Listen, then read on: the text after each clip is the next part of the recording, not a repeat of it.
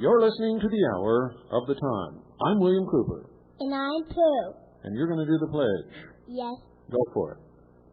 I pledge allegiance to the flag of the United States of America and to the republic for which it stands, one nation, under God, indivisible, with liberty and justice for all.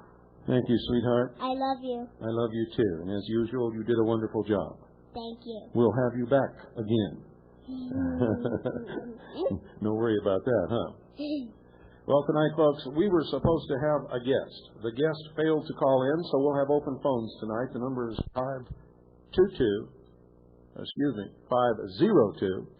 502-337-2922. That's 502-337-2922. Don't go away. I'll be right back to take your calls. All of a sudden, in the middle of the night, there's a loud knock on your door. Hey, honey, something's not right. Throw out your arms. Let them step on past through. We're here from the government. We're here to help you. And I'm from the IRS with a power to tax. If you've got a complaint, stay in the back. Get out of this house. Serve your taxes. Give me your gold. You better obey if you want trouble. Down to the doorstep and do what you're told.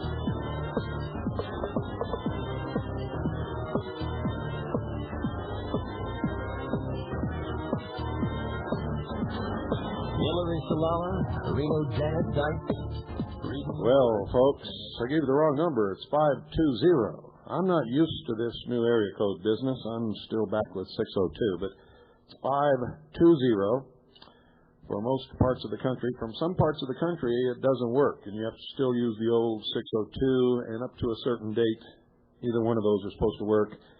And then they'll flip off 602, and only 520 will work. So it's 520-337-2922. Good evening, you're on the air. Hey, Bill. God bless. It's Dave from Oklahoma. Hello, Dave. How are you? Oh, just wonderful. How are you? Good. Hey, you may already have this information, but I thought I might shoot it your way anyway. Representative Charles Key in Oklahoma had called for an independent investigation of the bombing of the Murrah building and did an excellent job, I thought, with his press conference. And has in the course of doing that and bringing all these questions up caught an incredible amount of flack. I think the man's got a great deal of intestinal fortitude for even sticking his toes in the water on this one. Anybody in this country that tells the truth is going to get flack. In fact, they might get buried. Well, he's getting it. You know, I wouldn't be surprised if his future career in politics is shot right now. But I think he's on the right course, and he needs all the help and support he can get, especially anyone out there in listening land that might have any information regarding events surrounding the bombing that could help him in his investigation. And I had his phone numbers that I thought you might want to have. Good. Give those out and repeat them twice slowly. Okay. His number at the state capitol is area code 405-557-7345. 40354. That's area code 405-557-7354. And his home phone number, which he thought was fine for us to have, was... Wait a minute, did he say it was fine for you to have or to give out over the radio? Everybody can have it, he said. Okay, good. I just want to make sure. Exactly. It's area code 405-787-9333. 405-787-9333. And then he has another office number, which is 405-943-9996. That's 405-943-9996. And he needs all the help that he can get. Yes, there are some individuals that were rescue workers and firefighters that have information that he would like to hear from them, and everything will be kept completely confidential if that's the way they want to keep it. Or anybody else. Anybody else. Exactly. Hey, that aside, we took your advice over the 4th and bugged out for a couple of days. Good. And it was a blast. Hard work. Yeah. For anybody out there that's never bugged out for a day or two, our biggest question was, what do we need to do what we do at our home, but do it somewhere else? And can it all fit in the car? And I would encourage anybody out there to go through that exercise, because you'll learn a lot about whether you're actually prepared to do anything like that. Fortunately, nobody had any problems around here that we have heard of so far. But it was a great learning experience for us, and we plan to do it whenever the need arises. Good. Thank you, Dave. Anytime. God bless. You too. Bye. Thank you for calling. You bet. A lot of people laugh at that, folks, but you see, we study history, and history tells us what will probably happen in the future. Socialists have traditionally struck their enemies in the dead of night on major holidays when all of their enemies will be at home. And that's why we advise on every major holiday that those who would be targeted by a socialist takeover not be anywhere near where anybody might think they would be during that time. Good evening. You're on the air. Good evening, Bill. Bill, I was, a long time ago, I was working at a radio station up in Des Moines, Iowa, about 1967, 68. Have you got your radio on? Turn it off. All right. About 67, 68, there we go. I was working at a radio station. One of my jobs was to clear the wire copy off the wire and sort it. It was the middle of the night, and I sorted it for the guys when they came in the morning. And I was a follower of the space program at the time, and there was a story that crossed the wire about one of the orbiters had photographed man-made structures on the moon. Just a little two-sentence story. And I waited and waited and waited for a follow-up, because that was the pattern of, I don't remember if it was UPI or AP. Usually came across them with more complete stories, and it never came across. And it struck me only recently the similarities between that and the release of the press release from the Roswell crash. There was the initial, releasing something really odd, bizarre, alien to the media, and then, in this case, I never heard anything more about it. In the Roswell case, there was out-and-out denial, and, In this case, there is too. I've been showing those photographs for years. In fact, I showed at least 6 hours, maybe more, of slides of the anomalous, what have to be man-made or intelligence-made structures on the moon during the conference. But were you aware that NASA had actually at one point announced this, and then retracted or just forgot about it? No, I wasn't, as a matter of fact, and I don't think anybody else is either. It'd be nice to get some hard copy on that. Well, yeah, but it's been a long time. Mexico City also, Bill, a lot in the last 4 years, reports of a UFO is seen over air shows. Somebody wants this thing to be seen over Mexico City. They want it to be seen whenever they're seen. They wouldn't be seen. I mean, these things demonstrate an incredible level of technology, the ability to move at speeds beyond anybody's ability to comprehend it with the physics that we know, make right-angle turns without slowing down, and disappear and then appear miles away in the sky just a second later or a split second later. So if they didn't want to be seen, they wouldn't be. Yeah, and they want us to think it's from another planet. Yeah, that's exactly right. All right, thank you, Bill. You're welcome. Thank you for calling. 520-337-2922 is the number. Good evening. You're on the air. Yeah, this is Al Sharpton, you... No, it's not Al Sharpton. It's Little Poopy Diapers. And your diaper is dragging on the floor. It's got such a big load in it. Your mommy is still looking for you, little fellow. If you could quit dragging your diaper across the door and spreading your mess long enough to use your little tiny pea brain, you might be able to find her in time to keep from drowning in your own feces.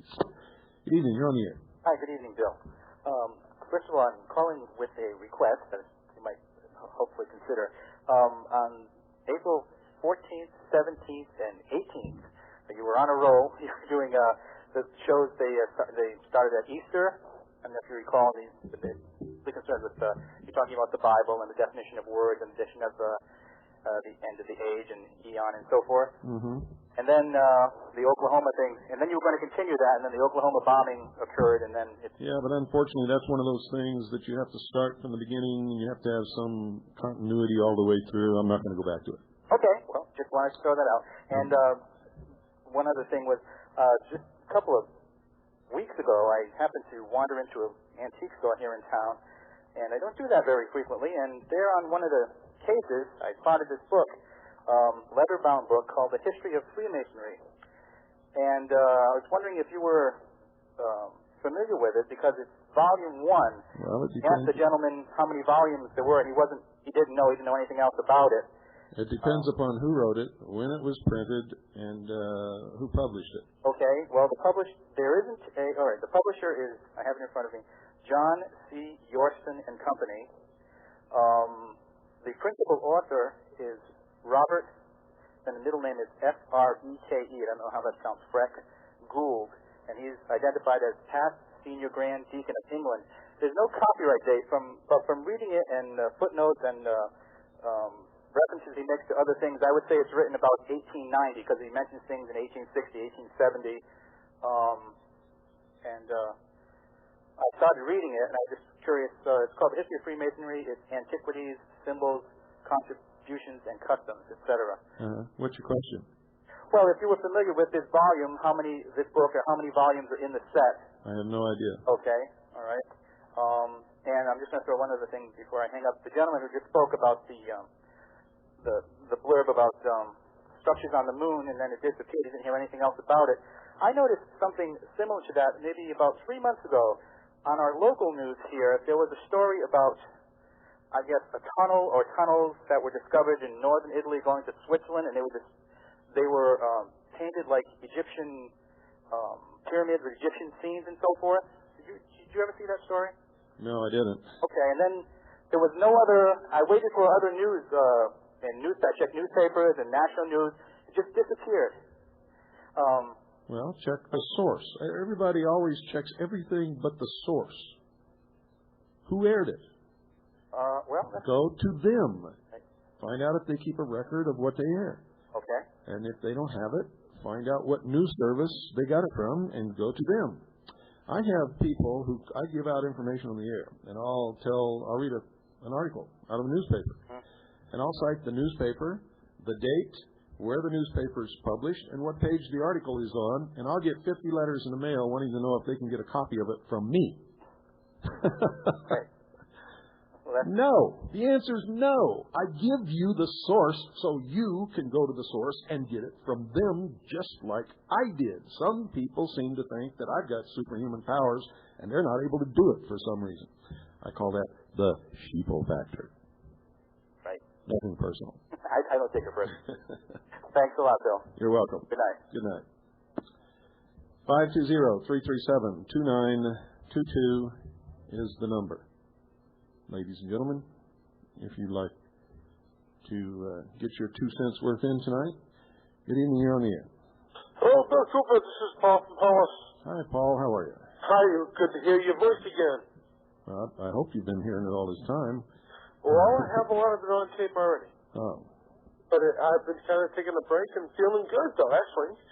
I need a vacation myself. Well, good for you. And my biggest question is, I want to know how Annie is.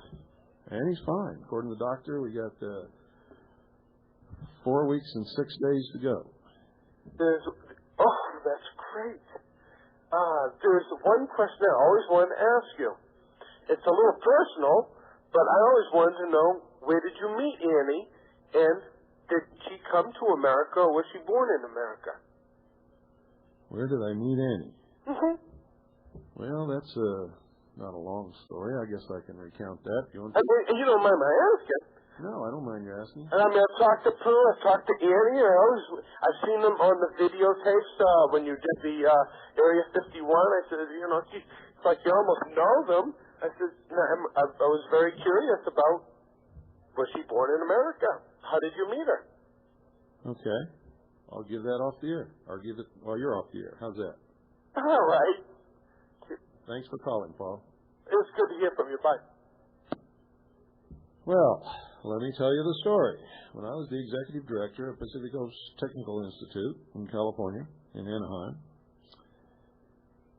I had a policy that if our schools were to survive and if we were really doing what we said we were doing, that I would only hire graduates of our college system. And so when I needed a secretary, I called our business college in Whittier, I believe it was, told them I needed a secretary and it had to be somebody that could type fast and take dictation fast. And so they gave me Annie's name. Told me that she was a Chinese girl and she didn't speak great English, but she could type 90 words a minute, which I'd never seen anybody do. I'd never had a secretary that good, and I understand that there's a lot of them out there. Not as many as there should be, probably, but a few. And that she could take dictation at approximately the same rate. So I asked them to send her over and made an appointment for her. Well, she never showed up. So I called the school back and asked them, what happened. Is there some reason why she couldn't show up? And they told me she was really shy, very shy. And so I made another appointment and told them to send her over, and she didn't show again. So this time I called the college and asked for her home number, which I got. Called her at home, and she was very shy and very scared. And I assured her that it was okay to come down. Nobody was going to bite her head off, and she would be safe, and we would treat her fine. And she came down for an interview and passed all the tests, and I hired her. And she was my secretary, and we worked in a work relationship for a while. I was also the kind of employer that liked to reward my employees. If somebody did a good job, or if they needed boosting, or anything. I mean, I worked with them very closely to make them feel like that they were either succeeding or could succeed, and that they would get all the support from me that they could. So I took my employees to dinner. I had company parties and dances and gave out awards, and occasionally I would just walk by and hand somebody a $100 bill if they were doing really well. And one day Annie came into the office very quietly and said that she was going to leave. I said, "Why? What's the matter? You're a great secretary." And she said, "Well, I've been here, and I forget how long. It was a while. And you reward everybody else, and everybody else is congratulated and everything, and you just talk to me about business." And I was crushed. I felt, oh my God, I've really failed this woman. And because I didn't want her to feel that way. I didn't want any of my employees to feel that way. And I knew that upon reflection that she was right, and I had not intended to do that. So I waited a couple of days and told her, just think about it, don't quit. I waited for a couple of days, and then I took her out to dinner. And we just fell in love, and we've been together ever since, and that's all there is to it. It's a shame these days. And I didn't take advantage of her, and she wasn't taking advantage of me or anything else. We just simply fell in love. She's just a wonderful woman, and many of you have talked to her and dealt with her. You know that. And it takes a wonderful woman to stick through the kind of crap that we get around here, and the way that friends bail out when the going gets tough, and people who you think your friends turn out to be turncoats and informers and really scumballs, to tell you the truth. And Annie's always there. Come hell or high water, rain or shine, Annie is always there. Extremely, unbelievably kind and loyal, and a wonderful mother for Pooh. And I don't know what else I could say about her. I've done some shows in her honor. And but anyway, that's it, Paul. I hope that answers your question. And maybe some night. I've tried to get Annie on here, but she's shy. She will not get in front of the microphone. I'll try right now. Annie, you want to come up here? Where are you? Annie, hello? She says no. So, I guess we'll go to another call. I don't know if I just cut somebody off or not. If I did, I apologize. I couldn't remember whether I still had Paul hanging on there or I had picked somebody else up. If I cut you off inadvertently, I apologize. Good evening. You're on the air. The shadow knows. Another stupid little poopy diapers. Only this time he's wearing his diapers on his nose. You all heard him. Socialism sucks, and so do socialists. Unfortunately, they are also masochists. They love this kind of treatment. And anytime they call here and act like the little poopy diapers that they are, whether they're wearing their poopy diapers on their nose or on their derriere, they will get what they ask for. Good evening. You're on the air. Yes. Hi, Bill. This is John from Sioux Falls. Hi, John. Hi. Say hello to Pooh and say hello to Annie. I've got a question out here that deals with the flags or the American national flags that have a yellow fringe. And supposedly when I was in a congressional race in 1992, someone asked me about it, and I've researched it for 3 years, and I find out that only military flags can have a yellow fringe on it. Not true. Military or admiralty jurisdiction. Okay, in admiralty law, maritime law, military law, martial law, I agree. That's correct. Okay, because I have found out from certain congressional research reports that are now supposedly being, I don't know if it's misused or civilians, when they read flag, think civilian flag. The original documents that I've written to my local senators here in Sioux Falls and the governor go back to a volume 34, Official Opinions of the Attorneys General, printed 1926, pages 483 to 485, with a letter in 1923 from the officers of the Military Order of the Loyal Legion asking President Harding, saying, hey, how come these military flags got yellow fringe? And basically between the Adjutant General of then the Army going back to the Civilian Attorneys General, this document proves that civilian flags are not allowed to have yellow fringe. And it's caused a lot of concern, and I have actually confronted the American Legion, who has it in their little flag etiquette book, and my own senators, of all things, and am pushing for the legislation that will go across with this other flag amendment. Don't need legislation. They should just simply say, hey, if we're not under martial law, why do we have flags that say we are?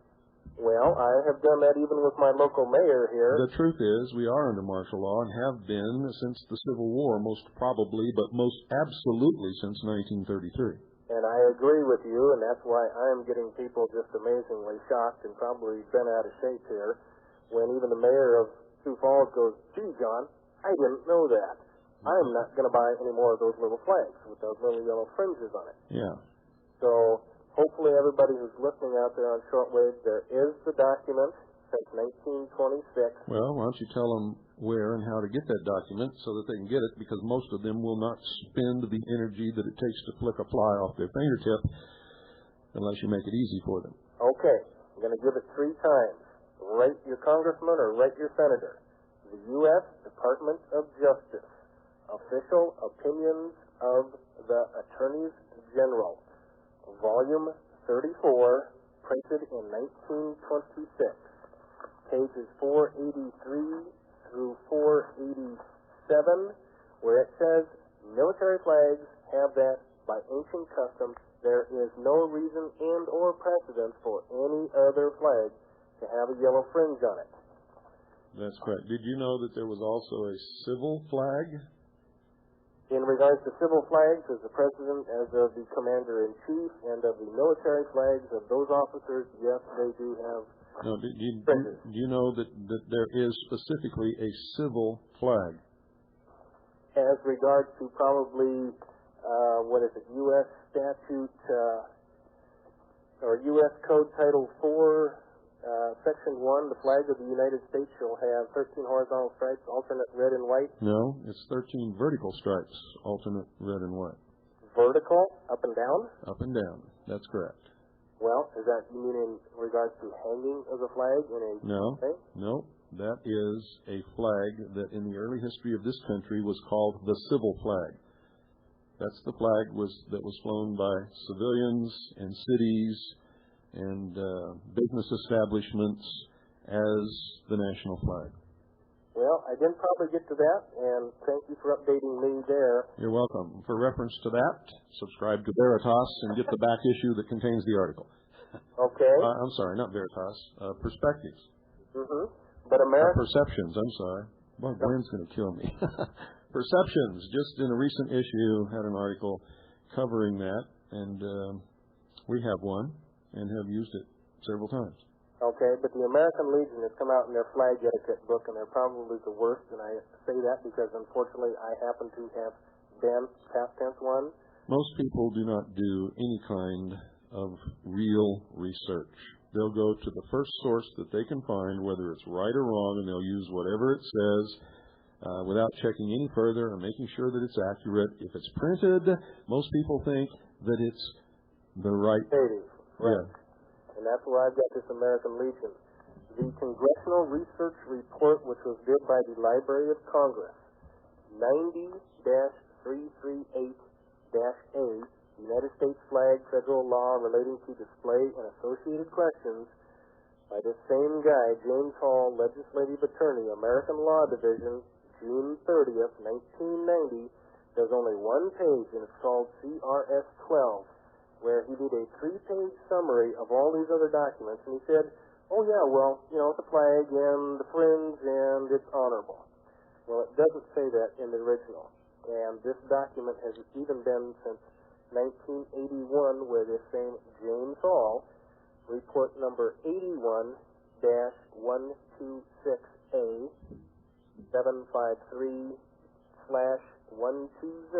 dated as of May 18th, 1981, JC 346, U.S., by the same James Hall, did this little three-paragraph executive summary and completely took it out of context, where a civilian, if he read it, flag means flag to him, and flag doesn't mean military flag, which was the original context. So hopefully my little crusading out here and writing up to my senators and congressmen, something might happen, but hopefully the people out on the shortwave will start pounding on their mayors and senators too, and hopefully get some intelligent people. Well, yeah, but they have a perfect right to fly that flag because we're in the martial law. We're under a state of national emergency declared by the president. Yeah, I understand it. Unfortunately, hopefully we can understand it. We would desire civil and common law, and we are free people. Yes. Well, we could be free people. Well, we're not free people by a long shot. Is steady, and hopefully that's what we're trying to do. Yeah, thank you. And thank you, Bill. Bye-bye. Don't go away, folks. Let me see here. I'll be back after this short little thing here. I want you all, stay tuned. Don't go away. You're gonna get mad. You gotta get angry. You got to lose control. You gotta get mad. You gotta get angry. You got to lose control. The Hour of the Time is brought to you by Swiss America Trading, folks. The only source that I know of that I can wholeheartedly and 100% with no reservations recommend for you to get your hands on some real money or just some precious metals in any one of their various forms. And I'll tell you why. It's the only real, proven throughout history, and if the historical record maintains for the future, you will be able to preserve the value of your assets by purchasing or putting at least some of your assets into these precious metals, preferably in the form of gold or silver coin. And as you've heard me say many times, I'm not stoking your fires to tell you that if you do this, you're going to make a big investment and get rich. I'm telling you, you're not going to lose the value of your assets due to creeping inflation or collapse of the economy. That's all I'm telling you. You could get rich. You could make a killing. But I'm not an expert on that. Don't know how to tell you to do it, and don't recommend it.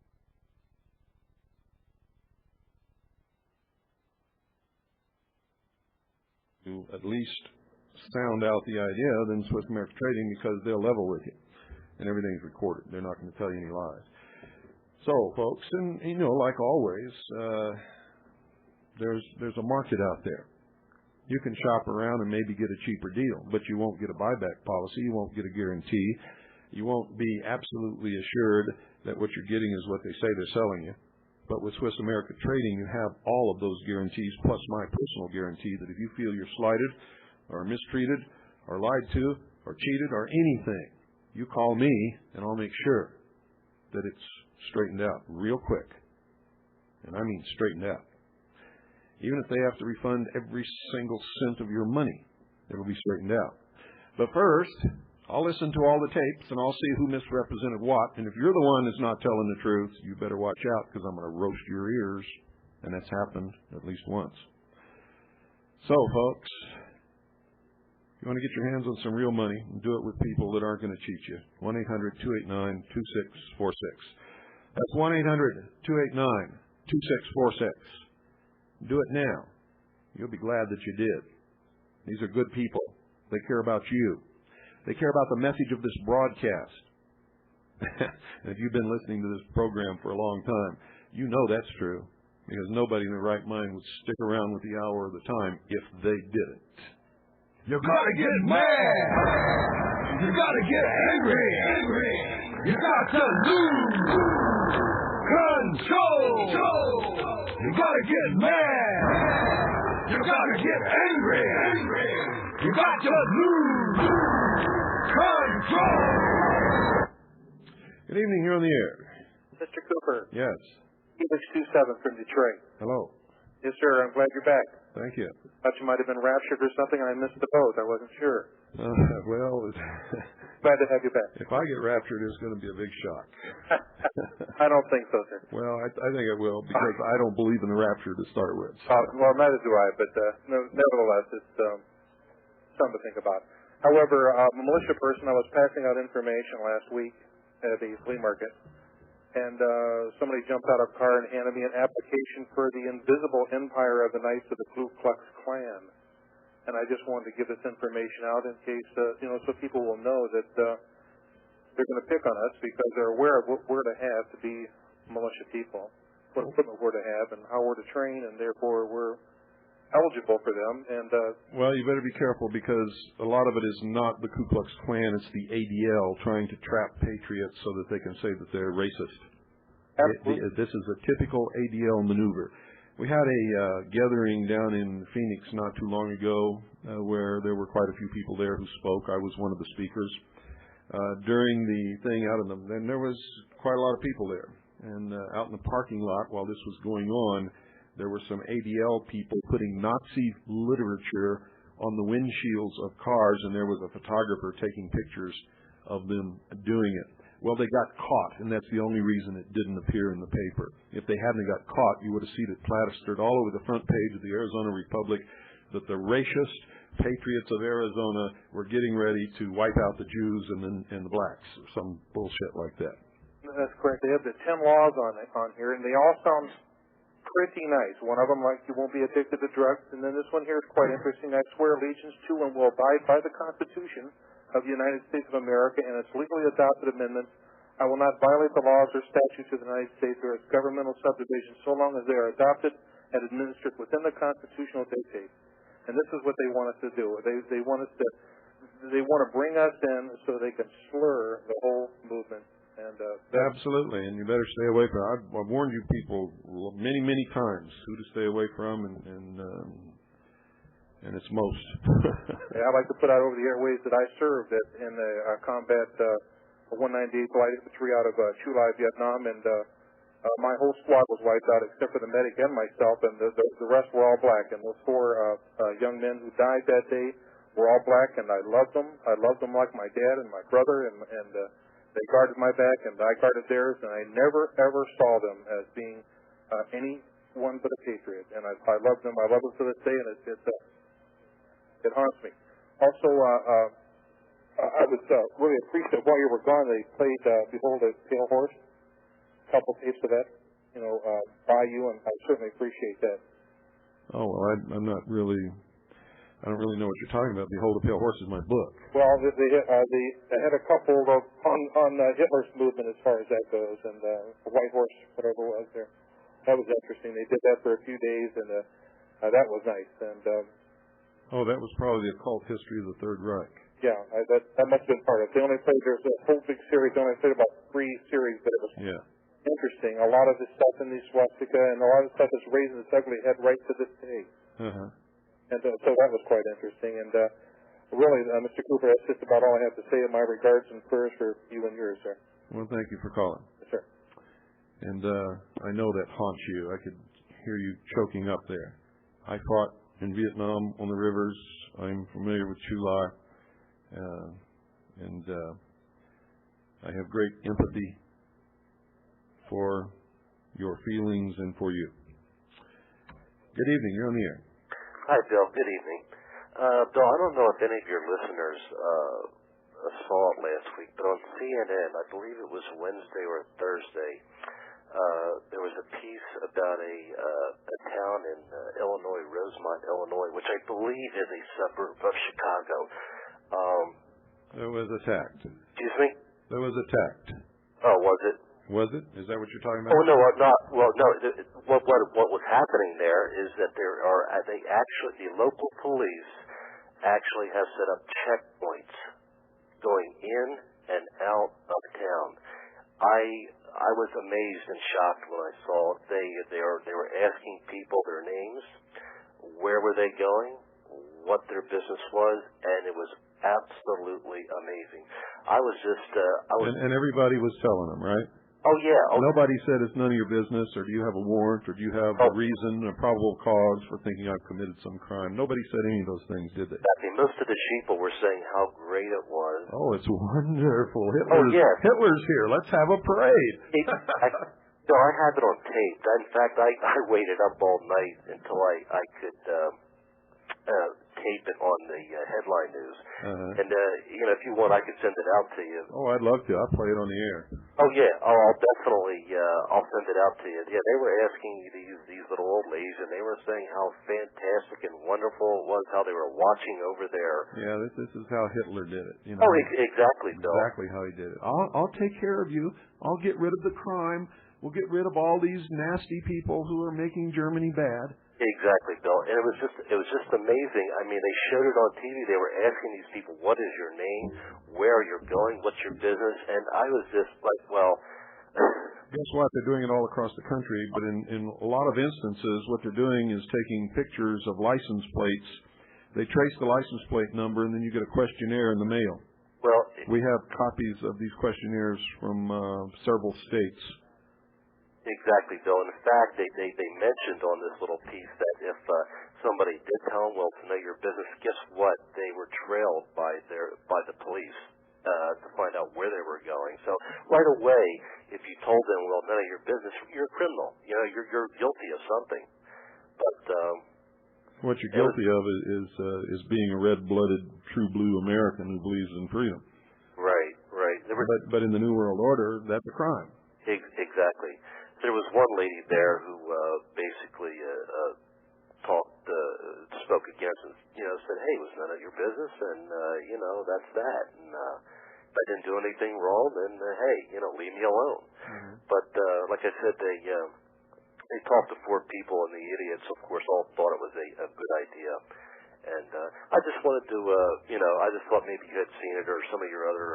No, I haven't. Send me the tape, and I'll play it on the air so Americans will find out that we're not lying to them. I get these letters, and people call. I got one not too long ago. The guy says, why are you yanking my chain?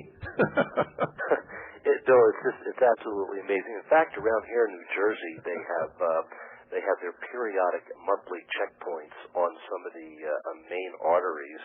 They say they're checking for the stickers, the inspection stickers. But they don't even have a right to do that unless they have probable cause that you didn't conform to the law. And if the law says you have your vehicle inspected, if you drive a vehicle, which I don't, then if they have probable cause to think that you didn't conform to the law and you're subject to that law, then they have the right to stop you, but not unless. Yes.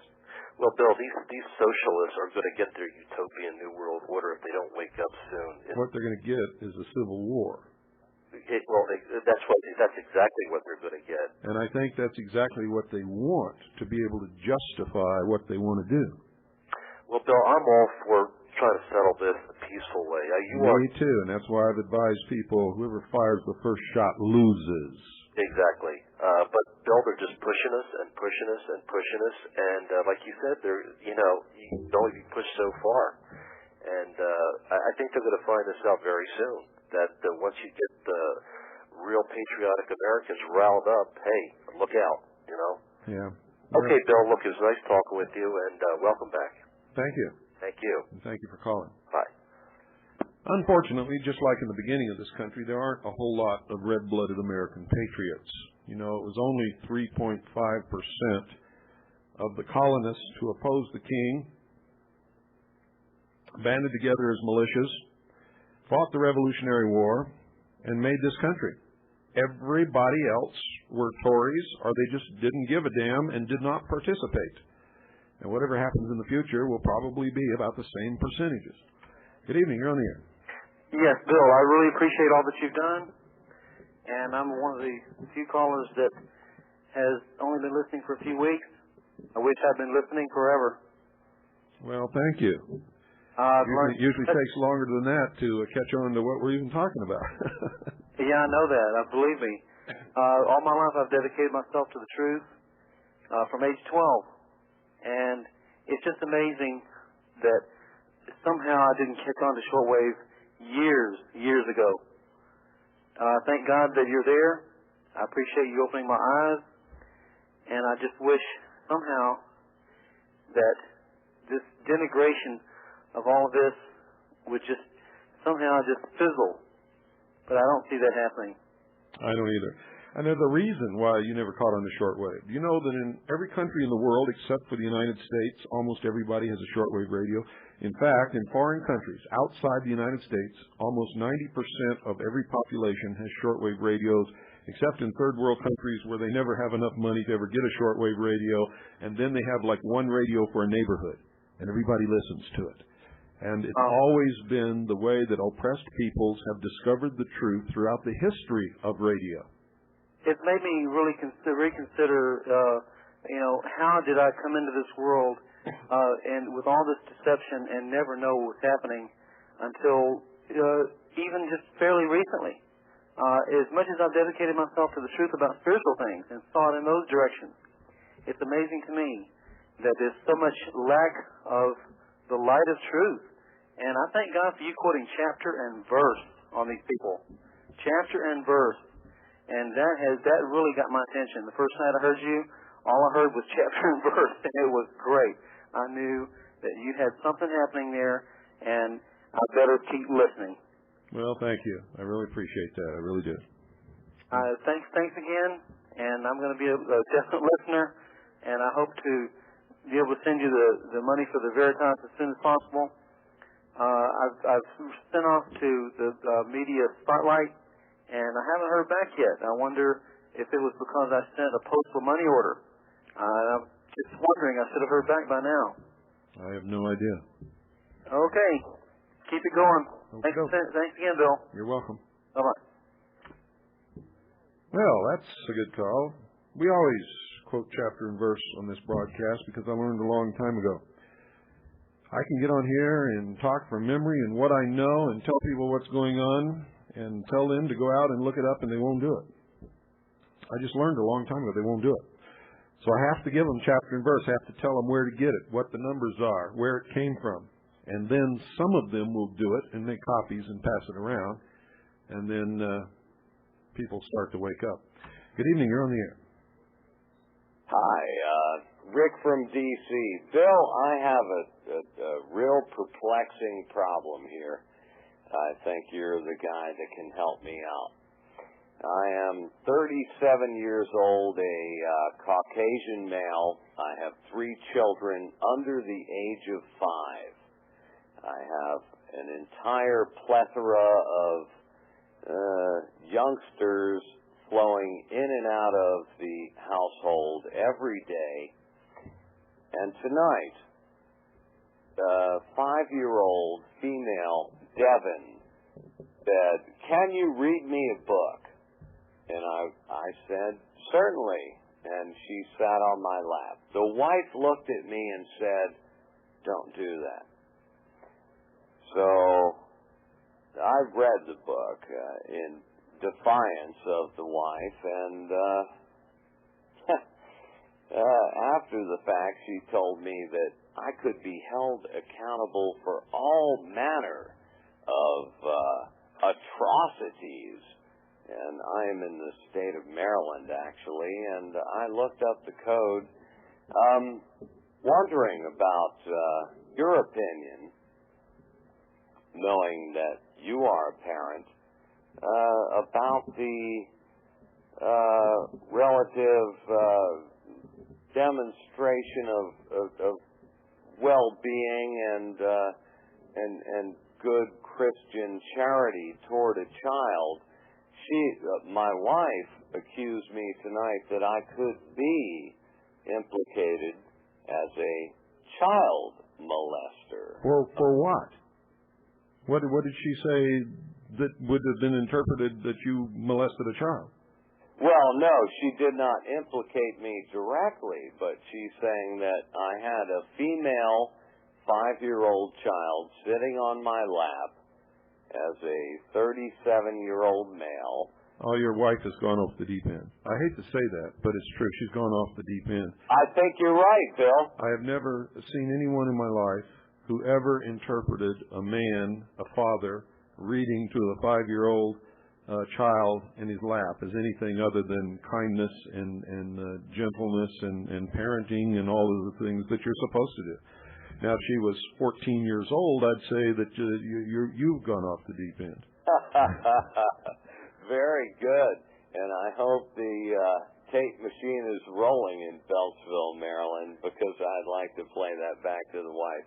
I will close with saying that my education curve has quadrupled in a very short period of time by association with you. I thank you.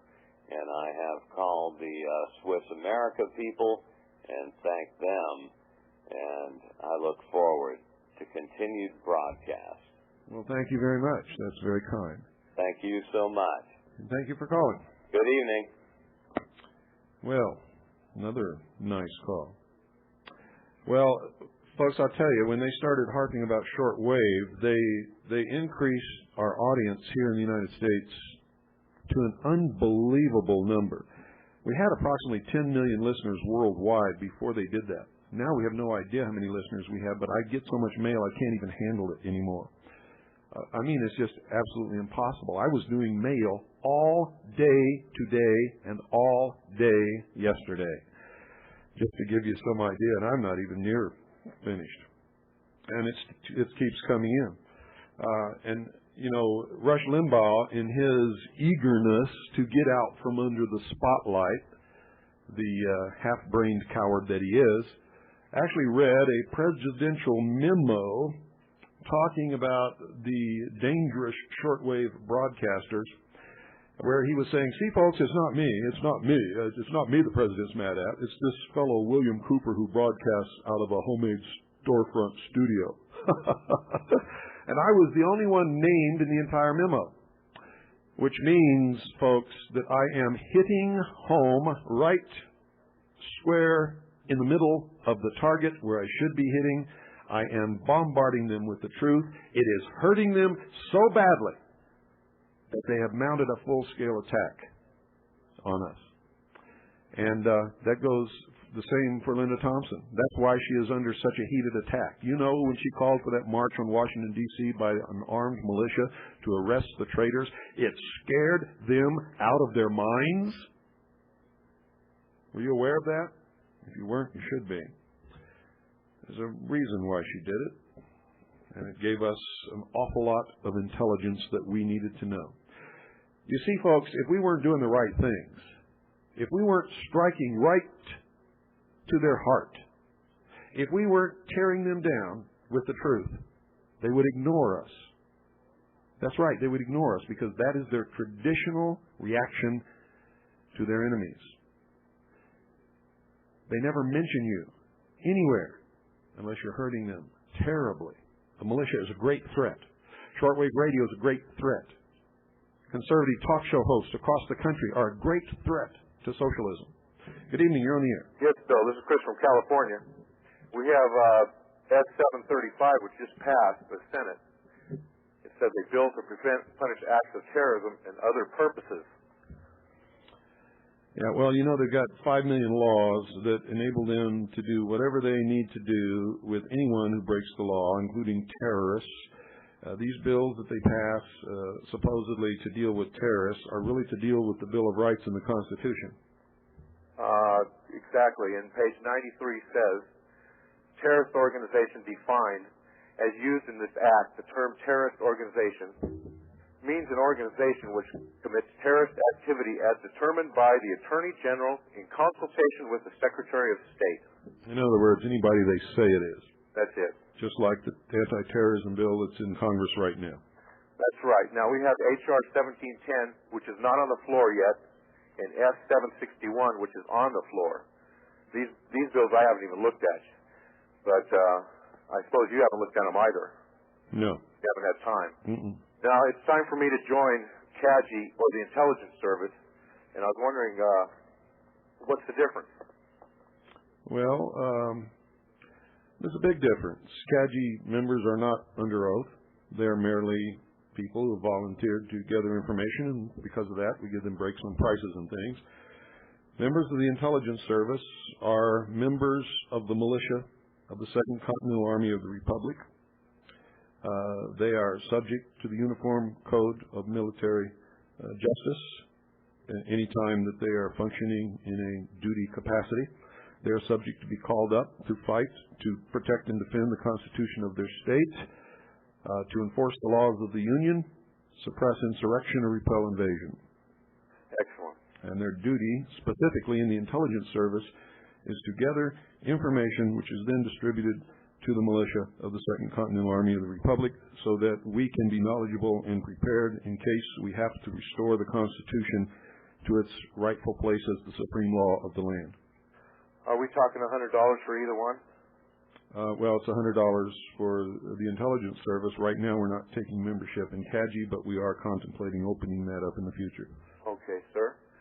One last question. Out here in California, people are going crazy about the illegal immigration problem. Also, Pat Buchanan's stealing a lot of thunder out here. I'm a firm believer in the Constitution Party. There's a lot of people that are listening to you now that want to know what you think of Pat Buchanan. Can you say something about that? Well, I can tell you one thing right off the bat. Pat Buchanan is a member of the Sovereign and Military Order of the Knights of Malta. And that right there is the death blow as far as I'm concerned. Okay. And that's all I need to know, and I sure appreciate your time, sir. Thank you. Thank you, sir. Good night. Look at the history of Pat Buchanan, folks, specifically his duties in the White House in the Nixon administration, his duties and connections to the intelligence community. We have good reason to believe, and I mean excellent reason to believe that he is an operative of the Central Intelligence Agency. And I'm not saying this because he's running for president. I've said it before he ever thought of running for president, even last time. It happens to be the truth. The man is dirty. It's as simple as that. Good evening. You're on the air. Remember the Hegelian dialectic of political conflict resolution. They always have both sides of the deck stacked against us. Good evening, Bill. Good evening. This is Gary from Wyoming. And I was wondering if you'd ever covered the topic of GWEN transmitters, the ground wave emergency network transmitters. No, I'm not sure I know exactly what it is, but we're out of time. Anyway, I just looked at the clock. Sorry about that. Are you off the air then? We're going to be off the air just in a second. I got to let you go. Okay, could I call back and talk to you real quickly about it? No, actually, I got to get out of here. Thank you. I got a meeting to go to. I'm not trying to slough you off. I really do. Okay, I'll try to get a hold of you another way then. Okay. Thank you. Good night. For calling. And good night, folks. And God bless you all.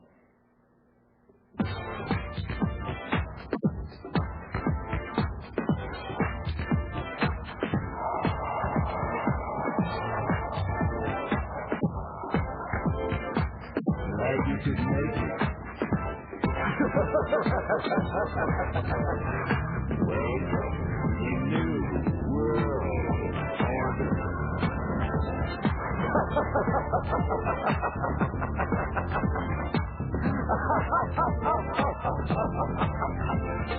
Never in human history has so few taken so much from so many as America's Illuminati and their warlords of Wall Street and Washington. In just 8 years, these banksters and international government gangsters took us from the greatest creditor nation to the largest debtor nation on earth. Our standard of living has dropped like a rock for 4 out of every 5 Americans. They have foreclosed on our homes, our farms, our factories. They've exported your jobs and surrendered our arms. They want a new world order. A new world order. A new world order. A new world order.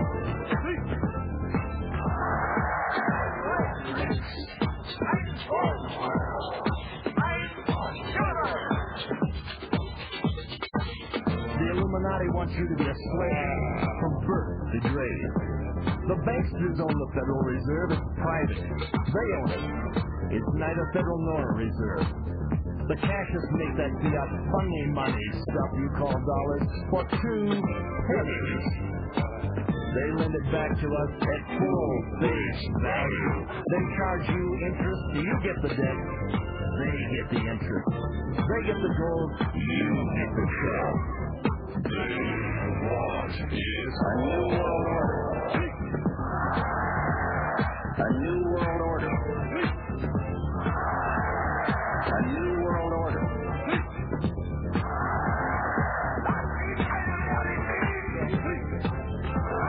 It is a big idea.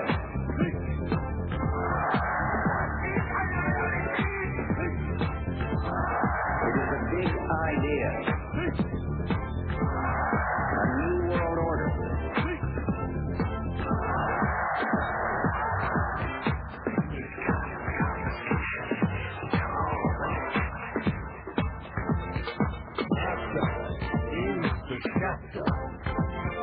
Illuminati, 1994. I'm right. I'm bold. I'm sure.